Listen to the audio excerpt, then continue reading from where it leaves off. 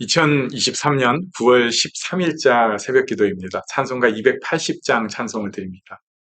전부여 의지 없어서 손 들고 옵니다. 주 나를 외면하시면 나 어디 가리까. 내 죄를 씻기 위하여 피 흘려 주시니 곧 회개하는 마음으로 주 앞에 옵니다. 전부터 계신 주께서 영죽을 죄인을 보혈로 구해 주시니 그 사랑 한없네. 내 죄를 씻기 위하여 피 흘려 주시니 곧 회개하는 마음으로 주 앞에 옵니다. 나 예수 의지하 큰 권능 받아서 주님께 구한 모든 것 늘 얻겠습니다.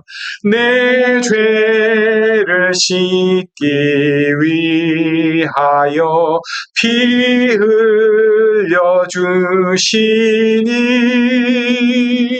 곧 회개하는 마음으로 주 앞에 옵니다.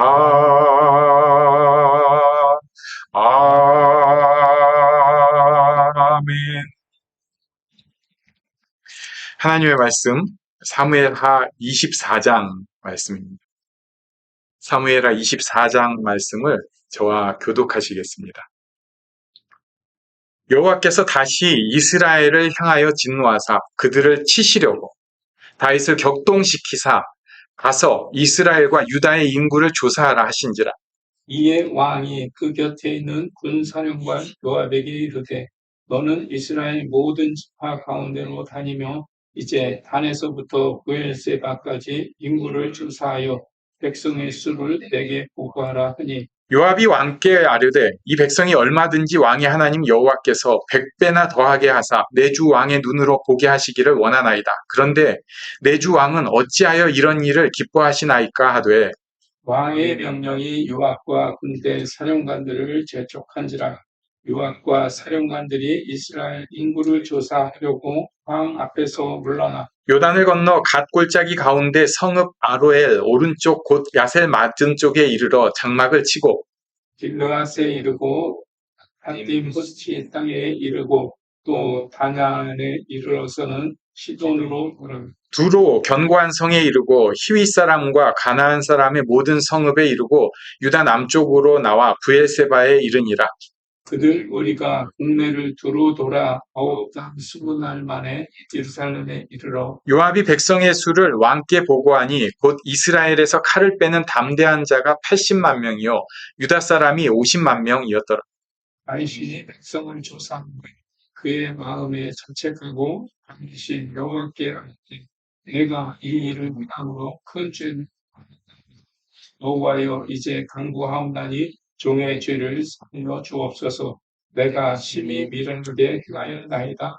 다윗이 아침에 일어날 때 여호와의 말씀이 다윗의 선견자 된 선지자 갓에게 임하여 이르시되 그래서 다윗에게 여호와께서 이와 같이 말씀하시기를 내가 네게 세 가지를 보이노니 너를 위하여 너는 그 중에서 하나를 택하라. 내가 그것을 내게 행하리라 하셨다 하나 하시니 가시 다윗에게 이르러 아뢰어 이르되 왕의 땅에 7년 기근이 있을 것이니까 혹은 왕이 왕의 원수에게 쫓겨 석 달 동안 그들 앞에서 도망하실 것이니까 혹은 왕의 땅에 사흘 동안 전염병이 있을 것이니까 왕은 생각하여 보고 나를 보내신 이에게 무엇을 대답하게 하소서 하는지라. 다윗이 가세에게 이르되 내가 고통 중에 있도다 청하건대 여호와께서는 긍휼히 내가 여호와의 손에 빠지고 내가 사람의 손에 빠지지 아니하기를 원하노라 하는지라. 이에 여호와께서 그 아침부터 정하신 때까지 전염병을 이스라엘에게 내리시니 단에서부터 부엘세바까지 백성의 죽은 자가 7만 명이라. 천사가 예루살렘을 향하여 그의 손을 들어 멸하려 하더니 여호와께서 이 재앙 내리심을 뉘우치사 백성을 멸하는 천사에게 이르시되 족하다 이제는 내 손을 거두라 하시니 여호와의 사자가 여부스 사람 아달라의 타작마당에 곁에 있는지라. 다윗이 백성을 치는 천사를 보고 곧 여호와께 아뢰어 이르되 나는 범죄하였고 악을 행하였거니와 이 악무리는 무엇을 행하였나이까 청하건대 주의 손으로 나와 내 아버지의 집을 치소서 하니라. 이 날에 같이 다윗에게 이르러 그에게 이르되 올라가서 여부스 사람 라울라의 타작마당에서 여호와를 위하여 제단을 쌓으소서 하며 다윗이 여호와께서 명령하신 바 가세 말대로 올라가니라. 아라우나이가 바라보다가 그의 사람들이 자기를 향하여 건너옴을 보고 나가서 왕 앞에서 얼굴을 땅에 대고 절하며 이르되 어찌하여 내 주 왕께서 종에게 임하시나이까 하니 다윗이 이르되 내게서 타작마당을 사서 여호와께 제단을 쌓아 백성에게 내리는 재앙을 그치게 하려 함이라 하는지라. 세일에 원하오되 내 주 왕은 좋게 여기시는 대로 취하여 드리소서. 건지에 대하여는 숲과 있고 뗄 나무에 대하여는 마당지로는 우와 소의 뭉이가 있나이다. 왕이여 아라우나가 이것을 다 왕께 드리나이다 하고 또 왕께 아뢰되 왕의 하나님 여호와께서 왕을 기쁘게 받으시기를 원하나이다. 왕이 그렇지 아니하다. 내가 값을 주고 내게서 살리라. 값 없이는 내 하나님 여호와의 번제를 드리지 아니하리라 하고 다윗이 은 50세겔로 당장마당과 소를 사고 함께 있습니다. 그곳에서 여호와를 위하여 제단을 쌓고 번제와 화목제를 드렸더니 이에 여호와께서 그 땅을 위한 기도를 들으심에 이스라엘에게 내리는 재앙이 그쳤더라. 아멘.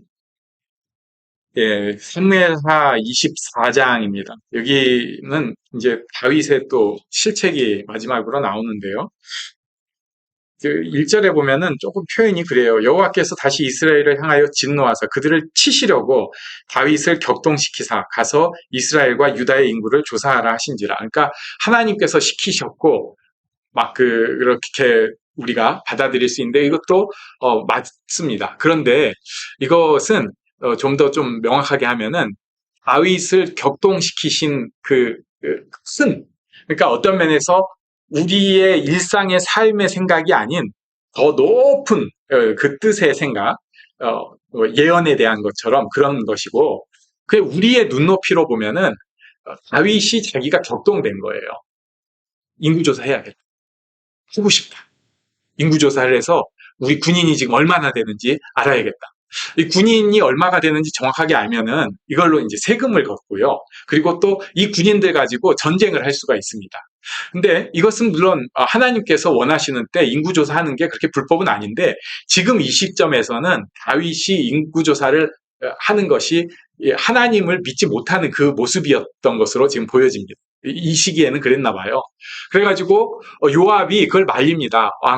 왕이시오 안 됩니다. 하나님께서 더 많은 사람을 더하시기를 원합니다만은 굳이 이 하나님의 전쟁을 해야 될 왕이 그렇게 자기 몇 명인지 내 군사 몇 명인지 꼭 그렇게 챙겨야 됩니까? 하지 마십시오 하고 말리는데도 다윗이 그걸 강행을 시켜가지고 무려 9개월 그리고 20일 동안 그 전국을 돌아다니면서 요압이 인구조사를 하게 됩니다. 다윗은 그동안 이제 되고 있구나 이렇게 생각을 했던 거예요.